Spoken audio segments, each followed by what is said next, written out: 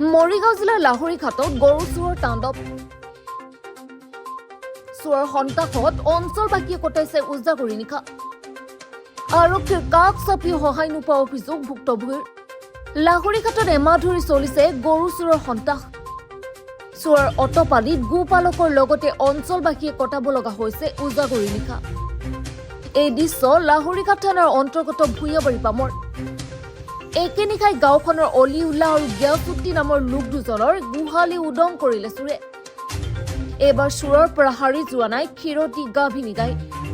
লোক দুজনৰ এজনী ক্ষীৰতী গাই সহ পোৱালি আৰু গাভিনী গাই পোৱালি সহ 4টাকৈ গৰু গোহালি উদং কৰি চুৰি কৰি লৈ যায়। ইফালে গৰু চোৰে ব্যৱহাৰ কৰা গাড়ীখন নিশা ভূঞাবাৰী পামত প্ৰৱেশ কৰি গৰু চুৰি কৰি লৈ যোৱা সমগ্ৰ দৃশ্য অঞ্চলটোৰ ধূপগুৰি চাৰিআলিত থকা চিচি কেমেৰাত বন্দী হৈ ৰয়। এই সন্দৰ্ভত ভুক্তভোগীয়ে লাহৰীঘাট থানাত প্ৰদান কৰে এখন এজাহাৰ।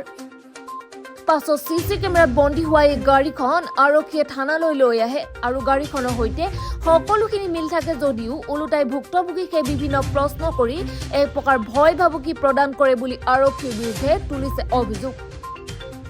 ইফালে সেই অঞ্চলটোৰ ভূঞাবাৰী পথাৰৰ পূৰ্ণিমা বেগমৰ ঘৰৰ পৰাই যোৱা নিশা এখন বিলাসী বাইক চুৰি কৰি লৈ যায়। ইয়াৰ উপৰি লাহৰীঘাট থানাৰ অন্তৰ্গত লাওভুলুংগা, কুশতলি, গৰাপাৰ, গৰৈমাৰী, বৰিবন্ধা আদি গাঁৱৰ পৰা ৩-৪ দিনৰ মূৰে মূৰে গৰু বাইক চুৰি কৰি চোৰে তাণ্ডৱ চলাই আহিছে। ফলত বহুতো গোপালক এতিয়া সৰ্বশ্ৰান্ত হ'ব লগা হৈছে। এই ক্ষেত্ৰত স্থানীয় আৰক্ষী প্ৰশাসনক গুৰুত্ব নিদিয়াৰ অভিযোগ উঠিছে। মোৰ গৰুহাল শনিবাৰে দিন যাই পেলাই ৰাতি 12টা-1টা বজাত আপোনাৰ গৰুহাল চুৰি হৈছে। পিছত আমিতো গম পোৱা নাই, গম নাপাই পেলাই ৰাতি 3টা-3:30 বজাত ওলাইছোঁ। ওলাই পেলাই এয়া গোহালিটোত চাইছোঁ গৰু নাই। তাৰপিছত আমি বিচাৰ সিচাৰ কৰিলোঁ। বিচাৰ সিচাৰ কৰি পেলাই আমি গৰু পোৱা নাই। তাৰপিছত ধূপগুৰি চিচি কেমেৰা যে সেই চিচি কেমেৰা ফুটেজটো চাইছোঁ যে মোৰ গৰু গাড়ী দি পেলাই গৰুটো লৈ গৈ আছে। তাৰপিছত মোৰ গাইজনী মই চিনি পালোঁ। চিনি পাই পেলাই চিচি কেমেৰা ফুটেজটো লৈ পেলাই আৰু গাড়ীৰ নাম্বাৰ ওলাই পেলাই আমি থানাত এজাহাৰ দিছোঁ।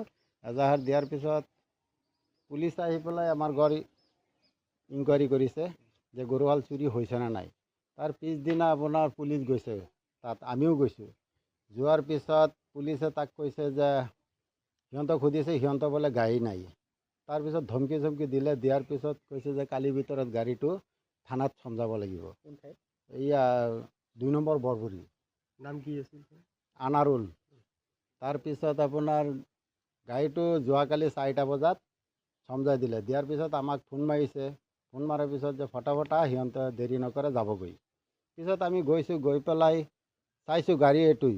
চিচি কেমেৰা ফুটেজৰ লগত মিলাই চাইছোঁ, ঠিকেই আছে। কিন্তু পুলিচে সিমান গুৰুত্ব দিয়া নাই। পুলিচে কৈ আছে যে এইটো নিমিলে, সেইটো নিমিলে, এনেকৈ দেখুৱাই আছে। আৰু যাৰ গাড়ী আনাৰুলৰ গাড়ীটো যে আনাৰুল কিন্তু অহা নাই, বেলেগ ল'ৰা এটা দি পেলাই গাড়ীটো পঠাই দিছে। আগতে সি আপোনাৰ কেইটা গৰু নিছে? মোৰ 2জনী গাই আৰু 2টা পোৱালি, আৰু এজনী গাই আপোনাৰ অহা মাহত পোৱালি দিব।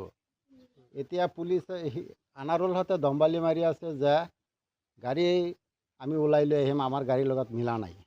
সিহঁতে কৈ আছে থানাত কি কৰিব লাগে সিহঁতে কৰিব বুলি কৈ আছে। এতিয়া তেনেকৈতো দেখা গৈ আছে যে পুলিচ আৰু চোৰে মিলি পেলাই এনেকুৱা কৰি আছে নেকি, ব্যৱস্থা গ্ৰহণ কৰা নাই। আৰু চোৰে ইমান চুৰি কৰি আছে, লাওবৰঙা কয়, দীঘলবুৰি কয়, কুকতলি কয়, আৰু আমাৰ ভূঞাবাৰী বহুত জেগাত সিহঁতে চুৰি কৰি আছে। আমাৰ লগৰ ঘৰৰ পৰা গাই গৰু আৰু পোৱালি এটা লৈ গ'ল, আৰু মোৰ ঘৰৰ পৰা গাই গৰু আৰু পোৱালি এটা লৈ গ'ল।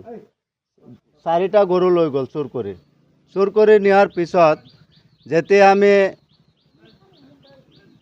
দেখা পালোঁ যে ৰাতিপুৱা উঠি দেখা পালোঁ গৰু নাই, গোহালিৰ পৰা গৰু নাই। তেতিয়া আমি বিচাৰি ফুৰিছোঁ, তেতিয়া গৰু নায়ে।